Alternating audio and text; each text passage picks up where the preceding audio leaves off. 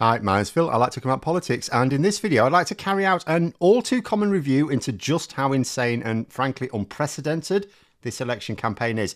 With each passing week, we are genuinely getting closer to a Canada 1993 style event. Even those who haven't paid close attention to the polls, or if they didn't refer to the best analysis of them, are now recognising that we are looking at the serious proposition of effective Tory wipeout.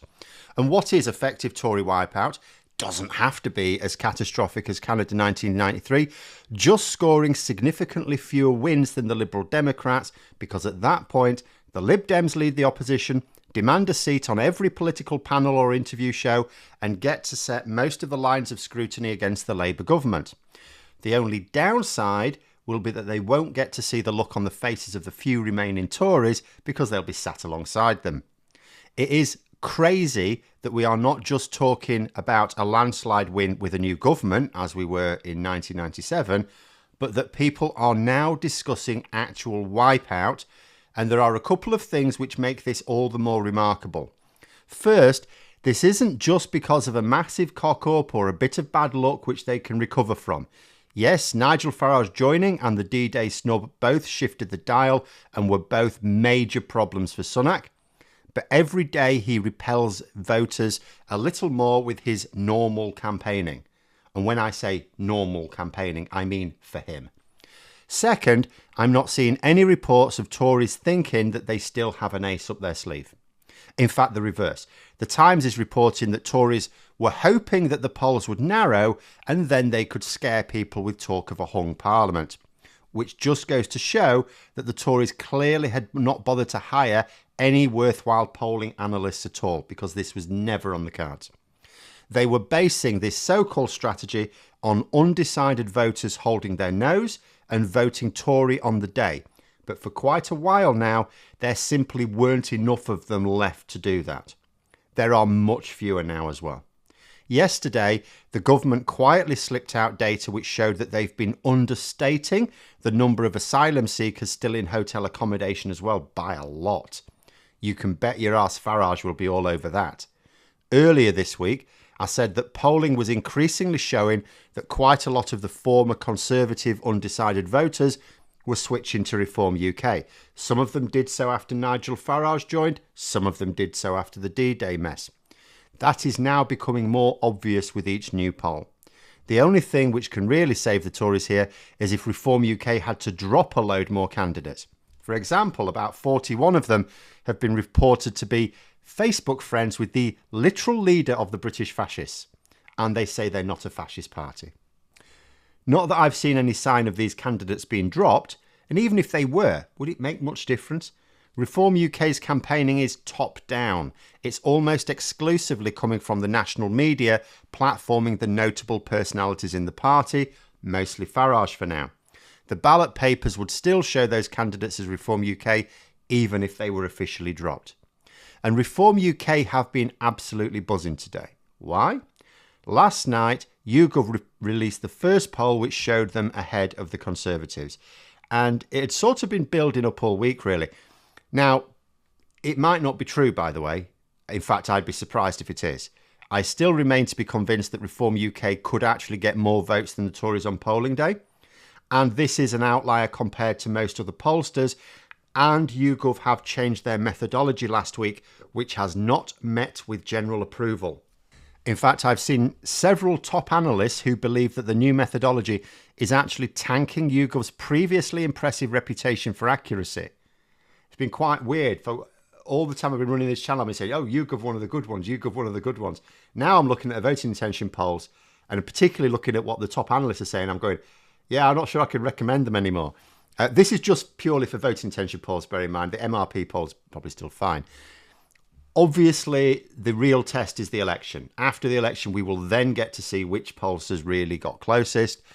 But I'm going to suggest we focus mostly on the MRP polls as they come out now, as well as constituency polls to maybe calibrate here and there, and only using voting intention polls to taunt the Tories with.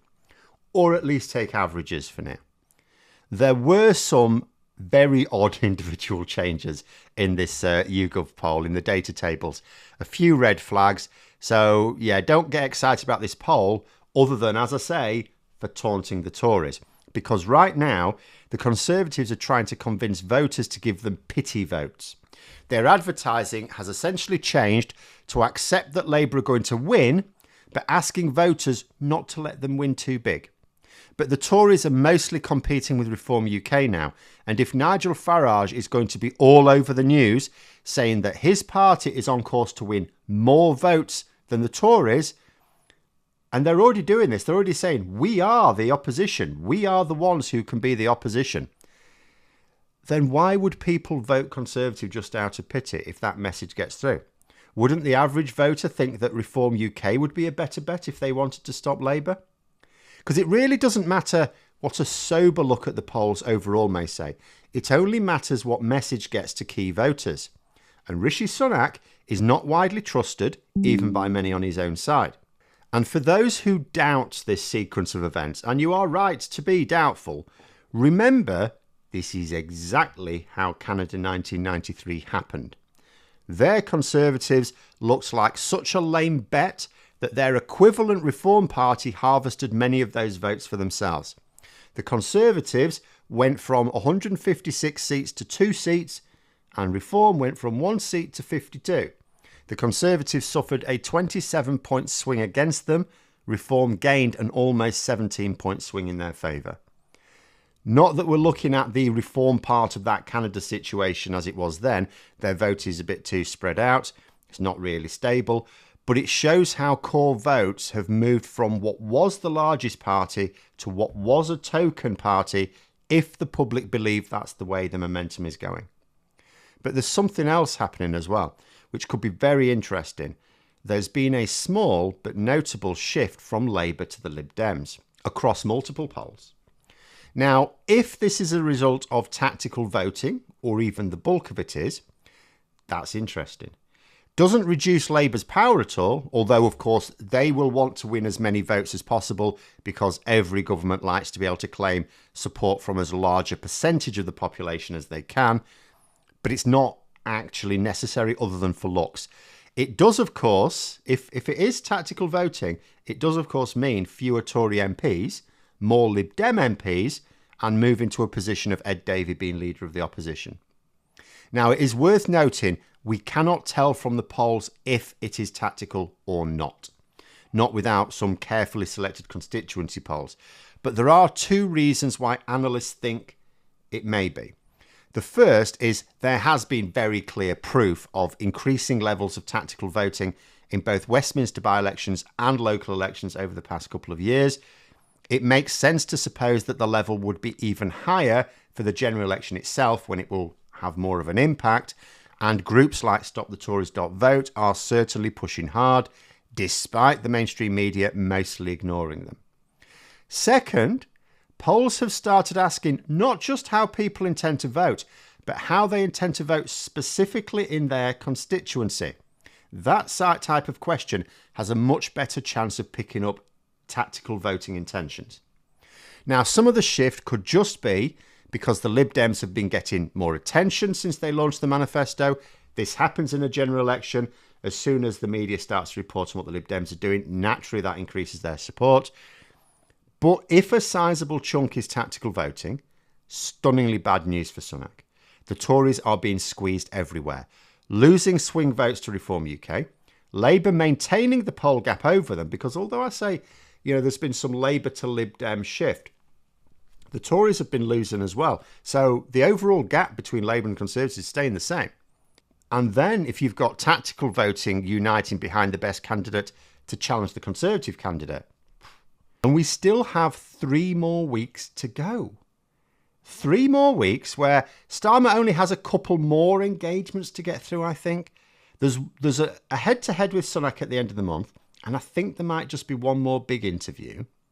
Other than that, it's just the normal campaign and hoping nobody has any catastrophic dirt on a Labour candidate. Sunak, on the other hand, has to make a choice, and quite quickly.